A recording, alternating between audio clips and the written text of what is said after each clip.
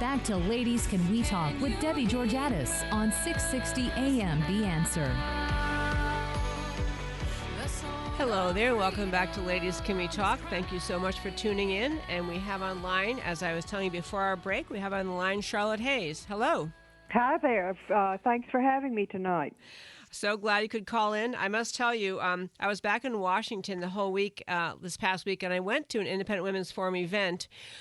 It's such a cool organization. And before I launch into the real thing I want to talk about, can you just tell our listeners a little bit about Independent Women's Forum? Yes, and gosh, I wish we'd talked at the event because it really was a great event. IWF is a women's organization that stresses free market ideas and personal responsibility, and we're also a group of women who are not victims. We really have an optimistic view of life. We've been around for a long time. We were organized after the Clarence Thomas hearings. There were all these wild left-wing women on TV and in the papers claiming to speak for women, and a group of Washington women said, hey, they don't speak for us, and they organized the Independent Women's Forum, and it's just a great organization, IWF.org, if you'd like to check us out. Thank you for that. I will tell you, Charlotte, that I go to your website. Because I do this radio show, I also do Fox News political analysis, Fox News radio political analysis all the time. Your website is just an endless source of knowledge, and much of what you have in terms of, there's substance and references to polls and data, so you know what you're talking about, but also really good logical arguments to make on the conservative side. So I really do urge our listeners to go and check it out. Yeah, so many times politicians take advantage of women and they say, okay, this is what women want. And really, they're advocating things that are not at all of value to women and are sometimes harmful to women. And that's what we really like to point out on IWF, because we're women and we want the best for women. But the best for women is not what Democratic politicians are telling you most of the time.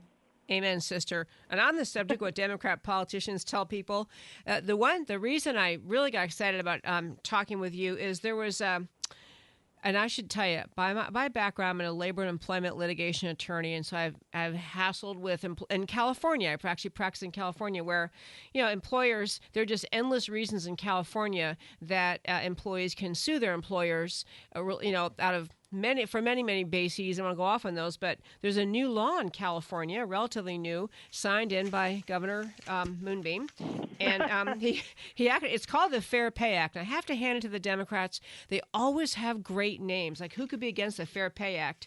But I love the article. One of your affiliates, one of your associates, Carrie Lucas, wrote about it, and in October when we put it up on our website. We will put it up on our Facebook page and the website.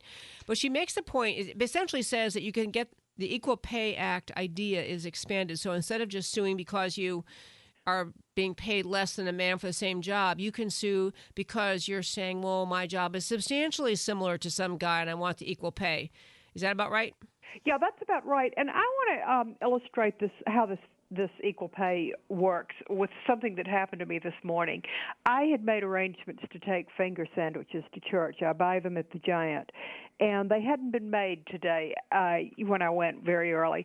And I just stood there and said, oh, my gosh. And the chef, a guy, said, look, I'm the chef. I'll make you a plate of these sandwiches.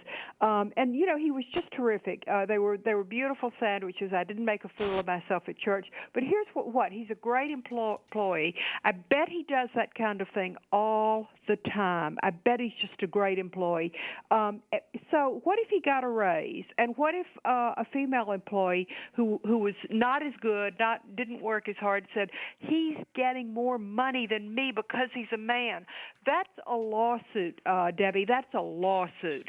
And you say, okay, well, you could go into court and say this guy is just an ideal employee. He keeps people coming in because he does such great stuff. But you know what? By the time you've proven that in court, if in fact the court would be just, you spent $100,000 on court bills. Exactly what happens. And you know what happens, too, in this particular arena of the law, employment litigation, is that employers see it coming, and so they settle. They just don't want to deal with the attorney's fees alone. And so they either capitulate, they say, okay, we'll pay you the same. So they pay someone really more than their value because they don't want to deal with the courts, or they do even worse. The other outcome is that employers cannot reward, like the good employee this morning at your bakery who made the sandwiches in a hurry for you.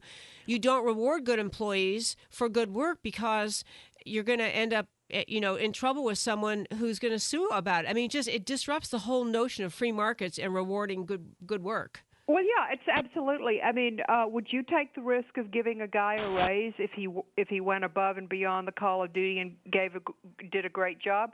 No, you wouldn't if this law were the norm in the land. And you say, okay, well, it's a guy who's not being paid adequately. Guess what? That guy probably has a family, and he and his wife may want to make a good salaries together to save for their kids' school. It's just unfair.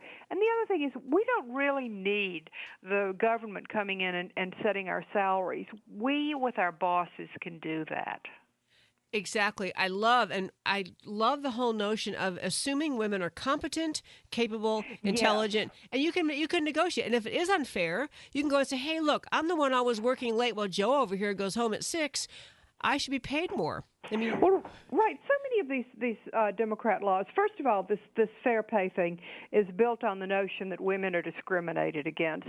It's built on the notion, as you know, of the gender wage gap. But here's the deal about the gender wage gap: when you factor in the choices that women make, i.e., sometimes we take time off to raise a family, sometimes we don't have the majors that guys have. I mean, Christina Hoff Sommers said you could solve the pay wage gap immediately if every woman majored in engineering. Of course, that's not going to happen. I couldn't major in engineering. I'm not interested in that sort of thing.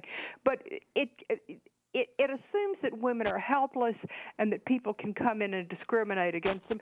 You know, I'm generally not a fan of Hollywood, but Jennifer Lawrence, the actress, said something great when the Sony hacks reveal that sometimes men in Hollywood, liberal Hollywood, were making more than women. And guess what she said? She said, I should be a better negotiator. Women can learn to negotiate just like men. We're smart. We don't, we're smart. We don't need to have Uncle Sam come in and take care of us.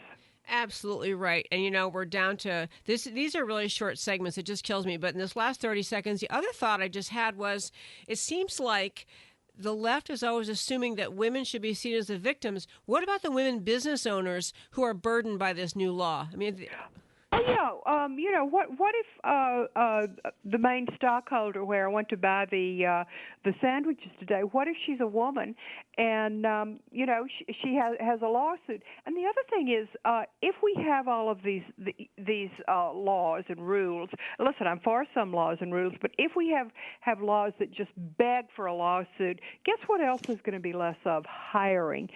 Yes. The most important thing you can have for your economic future is a job. That's exactly right. We are speaking with Charlotte Hayes of the Independent Women's Forum.